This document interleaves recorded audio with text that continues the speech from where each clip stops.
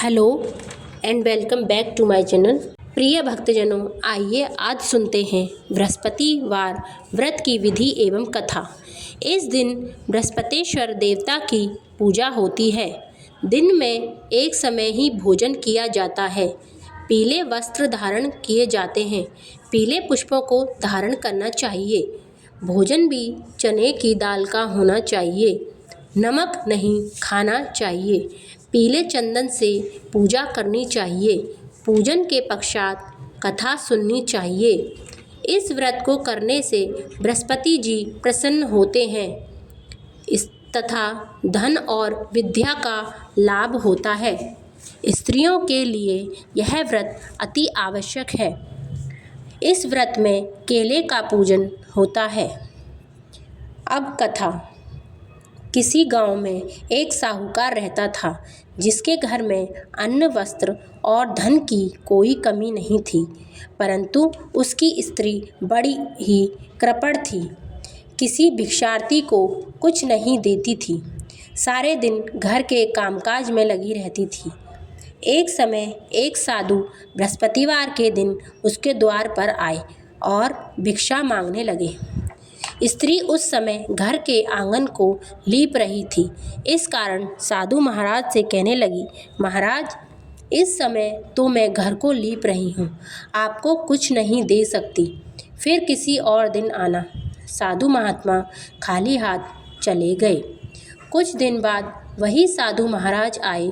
उसी तरह भिक्षा मांगी। साहूकारनी उस समय लड़के को खिला रही थी। कहने लगी, महाराज, मैं क्या करूं, अवकाश नहीं है, इसलिए आपको भिक्षा नहीं दे सकती। तीसरी बार महात्मा आए तो उसने उन्हें उसी तरह से भेज दिया, परंतु महाराज जी कहने लगे, यदि तुमको बिल्कुल ही अवकाश हो जाए तो मुझे भिक्षा दोगी? साहूकारनी कहने लगी कि हाँ महाराज, यदि ऐसा हो जाए तो आपकी बड़ी कृपा होगी। साधु महाराज जी कहने लगे, अच्छा, मैं एक उपाय बताता हूँ। तुम बृहस्पतिवार के दिन चढ़ने पर उठो और सारे घर में झाड़ू लगाकर कूड़ा एक कोने में जमा करके रखो। घर में चौका मत लगाओ। फिर स्नान करके घर वालों से कह दो हजामत अवश्य बनाएं। रसोई बनाकर चूल्हे के पीछे रखा करो। सायंकाल को अंधेरा होने के बाद दीपक जलाओ तथा उस दिन पीले वस्त्र मत पहनो, ना पीले रंग की चीज़ों का भोजन करो।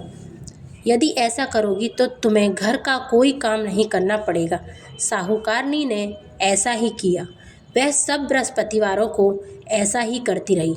अब कुछ दिन बाद उसके घर में खाने को दाना न रहा। थोड़े दिन बाद वो महात्मा फिर आए और भिक्षा मांगने लगे, परंतु सेठानी ने कहा, महाराज, मेरे घर में खाने को अन्न नहीं है, आपको क्या दूं? तब महात्मा ने कहा, जब तुम्हारे घर में सब कुछ था तब भी तुम मुझे कुछ नहीं देती थी। अब पूरा अवकाश है तब भी कुछ नहीं दे रही हो। क्या चाहती हो तुम, ये बताओ।